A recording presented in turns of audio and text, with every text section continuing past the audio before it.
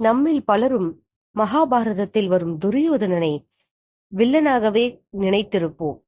அவரிடமும் நிறைய நல்ல குணங்கள் இருந்தது.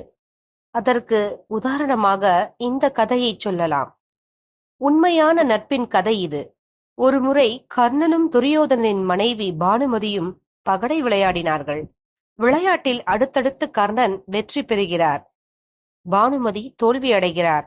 அந்த சமயம் துரியோதனன் தனது மனைவியின் அறைக்கு வருகிறார். இதனை கண்ட பானுமதி உடனே எழுந்து நிற்கிறார்.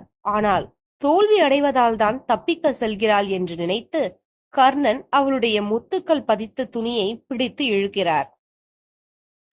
கர்ணனின் பலமிக்க கைகளால் அந்த துணியை இழுத்ததால் அதில் பதிந்திருந்த முத்துக்கள் நூல் அருந்து சிதறின. இதனால் ராணி திகைத்து போயிருந்தார். என்ன செய்வது, என்ன சொல்வது என்று தெரியாமல் இருந்தார்.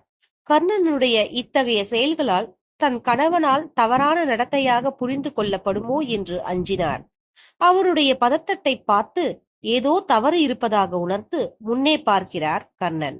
அங்கு துரியோதனன் நிற்கவே வார்த்தைகளற்று நிலை குலைந்து போனார் கர்ணன். ஆனால் துரியோதனன் என்ன செய்தார் தெரியுமா?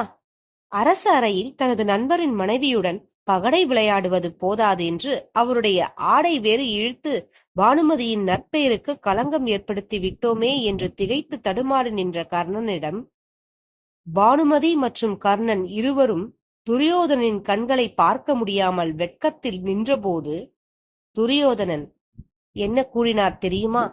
நான் முத்துக்களை மட்டும் எடுக்க வேண்டுமா அல்லது அவற்றை கோக்க வேண்டுமா என்று மட்டுமே கேட்டார்.